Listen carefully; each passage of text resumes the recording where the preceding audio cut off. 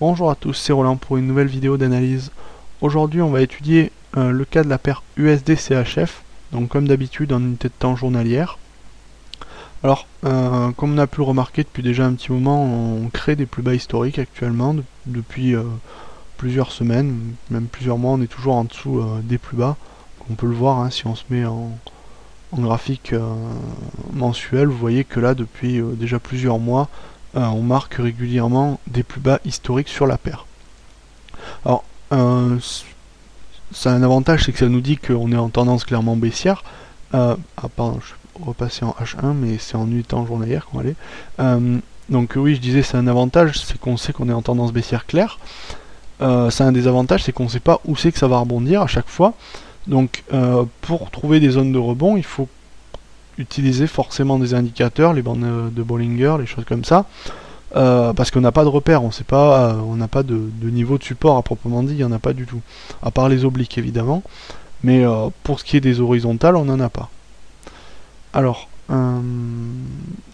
donc comme on le voit ici, on a un mouvement clairement en tendance. Alors j'ai tracé depuis quelques semaines ici un canal qui est parfaitement dessiné. Voilà, vous voyez, donc là c'est le type de figure qu'on adore. C'est-à-dire que c'est pas compliqué, hein. Quand on arrive ici, on short à chaque fois, c'est facile. On short toujours le troisième point et ça marche. Bon là maintenant le mouvement est bien entamé,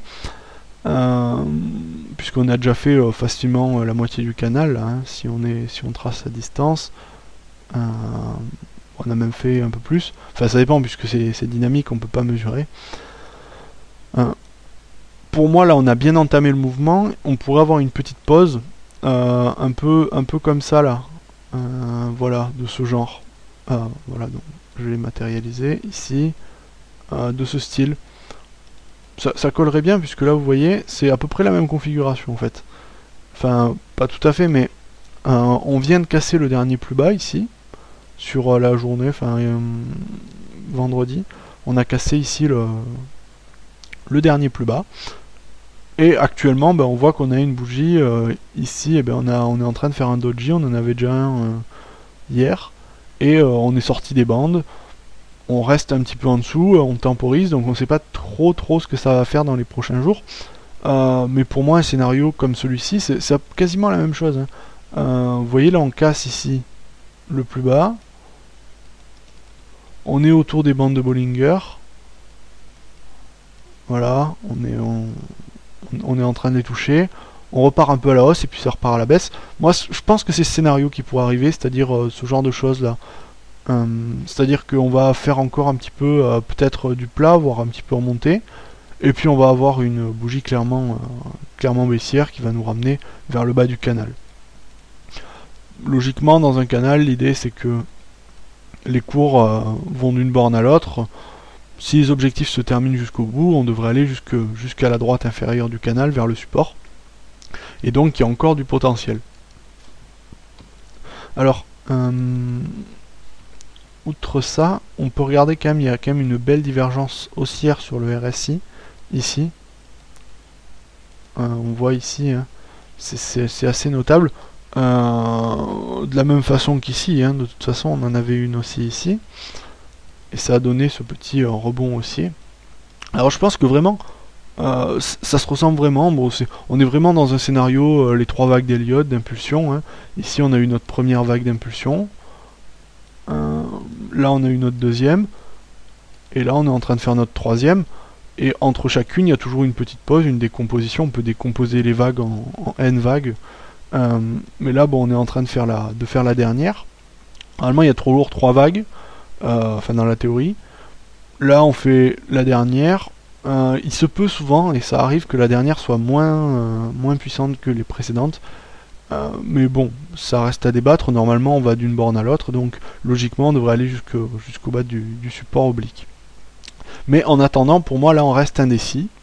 On a franchi certes en force ce niveau de plus bas, ce qui fait qu'actuellement, on est vraiment sur le plus bas historique. On est en train de le faire. Enfin, on l'a fait déjà, puisqu'il y a la bougie de plus bas ici, hein, autour des 0,84 666. Mais on pourrait avoir peut-être repasser un petit peu au-dessus de la droite, la même configuration. Moi je vois à peu près la même idée. De toute façon, c'est vraiment, il n'y a pas vraiment à réfléchir dans ce cas-là. On est dans un scénario tellement classique, c'est tellement un cas d'école qu'on voit ici, qui pour moi paraît assez exemplaire. Donc si on reprend le même scénario, hein, petite correction haussière, puis retour baissier, et je pense qu'au niveau des prises de position, ça va pas être compliqué à faire. C'est-à-dire que si on attend, on peut prendre maintenant, je pense que maintenant on peut prendre en gardant un stop un petit peu large, mais le mieux c'est vraiment d'attendre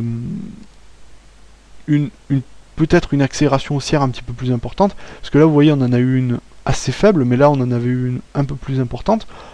On peut avoir une accélération haussière, attendre une relance baissière, et placer son stop un petit peu au-dessus.